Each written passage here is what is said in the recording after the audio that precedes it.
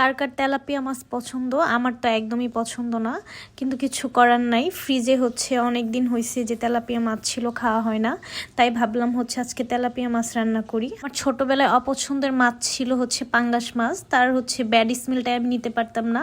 আর বড় হয়ে হচ্ছে তেলাপিয়া মাছ, আমি তেলাপিয়া মাছ একদমই খাইতে পারি না, আমার একদমই পছন্দ না। আসলে ফ্রিজে অনেক দিন হয়েছে তেলাপিয়া মাছ রাখা হয়েছিল, আসলে খাওয়া হয় না, আমার পছন্দ না কারণে আমি একদিনও রান্না করি না।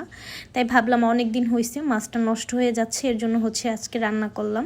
আমার কাছে সব থেকে রুচিটাই আগে, কারণ যে কোনো খাবার বা যে কোনো জিনিস আমার পছন্দ না হলে আমি ওটা হচ্ছে কোনো দিনই খাই না, ইভেন হচ্ছে ওটা কোনো দিনই চুজ করি না।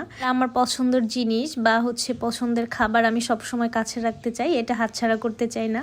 তো যাই হোক, এখানে হচ্ছে আমি তেলাপিয়া মাছগুলো আগে হচ্ছে একটু ভাজতেছিলাম। এখানে মাছটা ভাজার জন্য হচ্ছে মরিচ, হলুদ আর হচ্ছে একটু ম্যাগি মশলা দিয়ে নিই, কারণ হচ্ছে ম্যাগি মশলা দিলে একটু টেস্টটা ভালো আসবে। আর লবণটা হচ্ছে আমি আগে দিয়ে নিছিলাম, আর এখানে কিছুক্ষণের জন্য রেখে দিই। কি হচ্ছে আমি তেলাপিয়া মাছ রান্না করব হচ্ছে ফুলকপি, সিম আর হচ্ছে আলু আর টমেটো।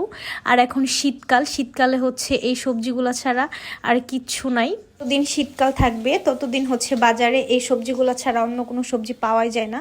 তো যাই হোক, এখানে পুচু হচ্ছে দুষ্টামি করতেছিল। দুষ্টামি বলতে হচ্ছে ওর মাছ মাংস দেখলে হচ্ছে ও কিভাবে খাবে, হচ্ছে ও রান্নাঘর থেকে ও সরেই না, হচ্ছে পিছন পিছন একদম বসে থাকে, রান্না হবে কখন খাবে।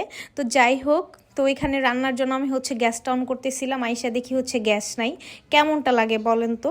আর শীতকাল আসলে হচ্ছে গ্যাসে অনেক প্রবলেম করে, আসলে লাইনের গ্যাসে অনেক প্রবলেম করে।